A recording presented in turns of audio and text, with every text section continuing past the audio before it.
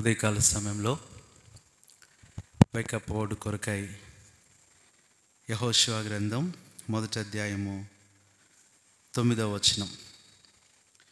నేను నీకు ఆజ్ఞ ఇచ్చి ఉన్నాను కదా, నిబ్బరం కలిగి ధైర్యంగా ఉండుము, దిగులు పడుకుము, జడియుకుము.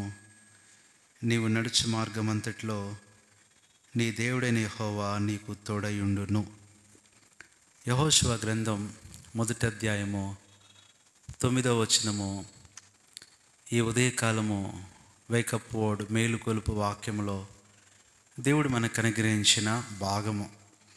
ఈ యెహోషువ గ్రంథము 1వ అధ్యాయం అంతా మనం చూసినట్లయితే the conversation between God and Joshua, దేవునికి యెహోషువకు మధ్య ఉన్న ఆ సంభాషణ మనకు కనబడుతుంది. మోషే ఆ స్థలంలో లేడు. మోషే అప్పటికే చనిపోయాడు.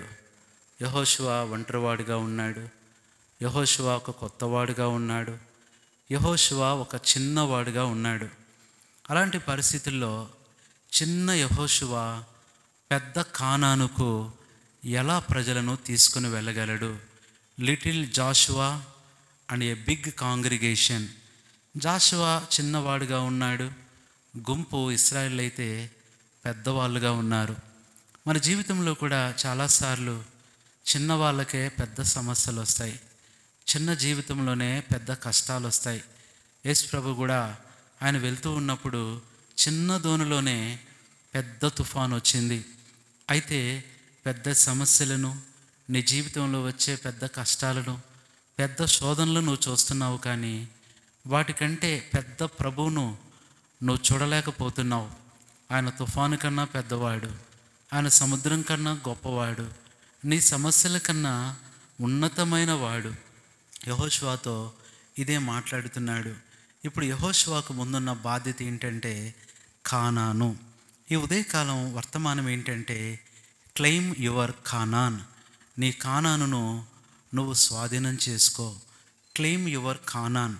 యెహోషువ, నువ్వు దిగులు పడుతున్నావేమో, భయపడుతున్నావేమో, తొందరపడుతున్నావేమో, నువ్వేమాత్రం కూడా దిగులు పడొద్దు, నిబ్బరంగా ఉండని ప్రభువు చెప్తూ ఒక మాట అక్కడ కనబడుతుంది. Claim your Conan. నీ కానానును నువ్వు సొంతం చేసుకో.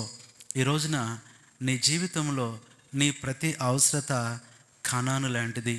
నీకు ఉద్యోగము అనేది ఒక కానానుగా కనబడుతుంది. ఎప్పుడు అందులోకి చేరాలా అనుకుంటున్నావేమో. ఆరోగ్యం అనేది కూడా ఒక కానానులాగా కనపడుతుంది. ఎప్పుడు పొందాలా? కొంతమంది జీవితంలో వివాహం అనేది కానాను. ఎప్పుడు నాకు వివాహం అవుతుందా, ఎప్పుడు నాకు ఆ విజయం వస్తుందా అని ఎదురు చూస్తున్న నీకు ఉదయకాలము దేవుడిస్తున్న మాట claim your Conan. Your Conan అంటే నీ అవసరతను నువ్వు స్వాధీనం చేసుకో, నీ అక్కరను నువ్వు స్వాధీనం చేసుకో.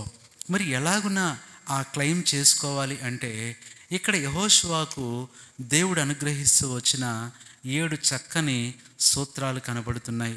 How to claim your Conan. నీ కానానును నువ్వు ఎలా సొంతం చేసుకోవాలి, ఎలా స్వాధీనపరచుకోవాలి అంటే అక్కడ మొట్టమొదట మనం జాగ్రత్తగా చూస్తే ఒక మాట ప్రభువు అంటున్నాడు. 9వ వచనం చూస్తే యెహోషువ గ్రంథం 1వ అధ్యాయము 9వ వచనం. నేను నీకు ఆజ్ఞ ఇచ్చి ఉన్నాను కదా. ఈ కథ అనే మాట ఎంత గొప్ప ధైర్యాన్ని ఇస్తుంది అంటే, నేను చెప్పాను కదా, ఎందుకు నువ్వు దిగులు పడుతున్నావు?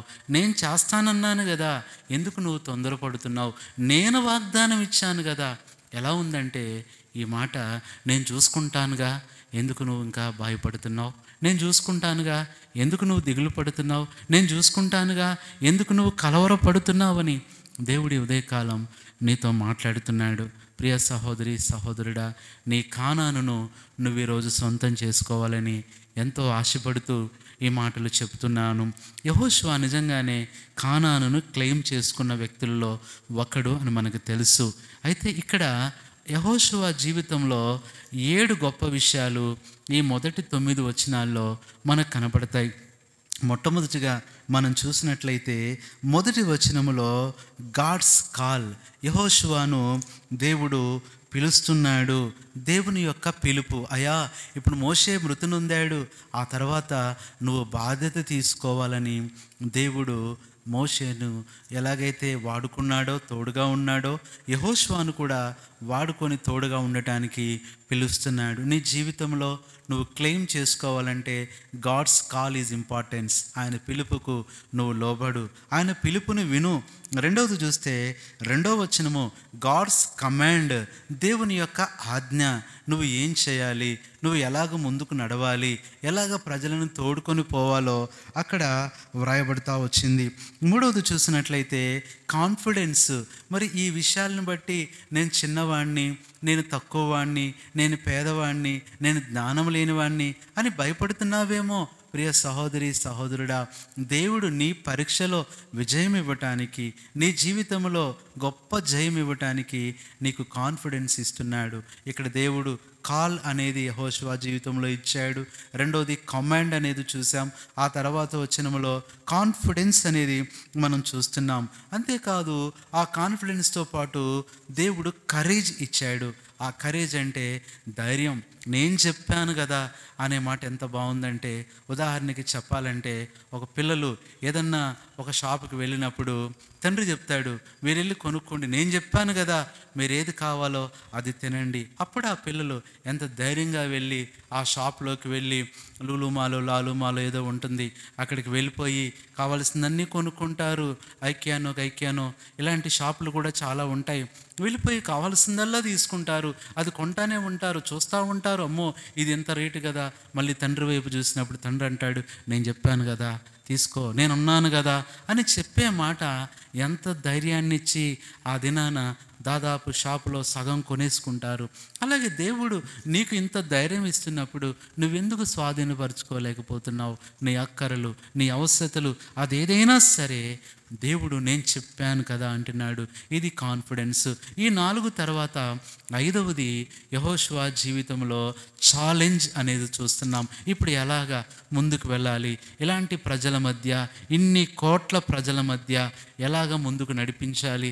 మోషే మాట వినలేదే, నా మాట వింటారా? నువ్వు అనుకోవద్దు ఎప్పుడు కూడా వాళ్ళనే పట్టించుకోలేదు, నన్ను పట్టించుకుంటారా, వాళ్ళనే లెక్క చేయలేదు, నన్ను లెక్క చేస్తారా అని అనుకో మాకు. నీలో ఉన్నవాడు లోకంలో ఉన్నవానికంటే గొప్పవాడు. వాళ్ళే పాస్ అవ్వాలా, నేను ఎందుకు పాస్ అవుతాను అనుకుంటున్నావేమో. నీ దేవుడు చాలా గొప్పవాడు. వాళ్ళకే ఉద్యోగం రాలా, నాకెందుకు వస్తుంది అనుకుంటున్నావేమో. నీకు తప్పకుండా వస్తుంది. వాళ్ళకే పెళ్ళవలా, నాకెట్లా పెళ్ళవుద్ది అనుకుంటున్నావేమో. దేవుడు నీ వివాహం చేస్తాడు. వారికే బిడ్డలు పుట్టలా, నాకు పుడతారా అని సందేహంతో ఉన్నావేమో. మరి ఎక్కువగా పుడతారు. ప్రభు అంటున్నాడు, నేను చెప్పాను కదా. కాబట్టి 5వది ఛాలెంజ్ అనే మాట కనపడుతుంది. ఈ ఛాలెంజ్ అయిపోయిన తర్వాత యెహోషువ జీవితంలో వచ్చినదే కమిట్మెంట్. దేవుడు చెప్పిన దానికి, దేవుని పిలుపుకి యెహోషువ లోబడతా వచ్చాడు. ఆ కమిట్మెంట్ చేసుకున్నాడు. చివరికి వచ్చేసరికి కాంకరెన్స్ అంటే గొప్ప విజయాన్ని పొందుతూ వచ్చాడు. This is the morning message, claim your Canaan. ప్రియ సహోదరి సహోదరుడా, నువ్వు ఇప్పుడే క్లెయిమ్ చేసుకో. ఎందుకు దిగులు పడుతున్నావు? ఎందుకు బాధపడుతున్నావు? ఎప్పుడో దేవుడు నీ రుణాన్ని తీర్చేశాడు.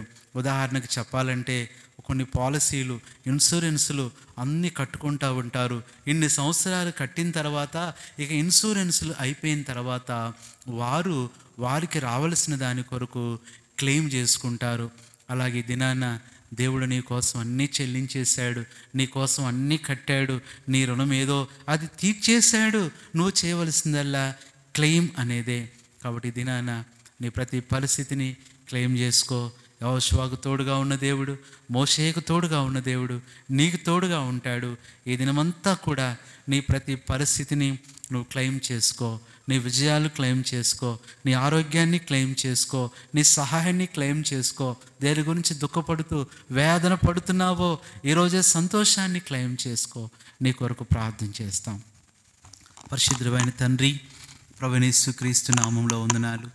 ఈ సమయంలో వేకప్ వర్డ్ ద్వారా మాతో మాట్లాడుతూ వచ్చారు. Claim your Conan with Christ.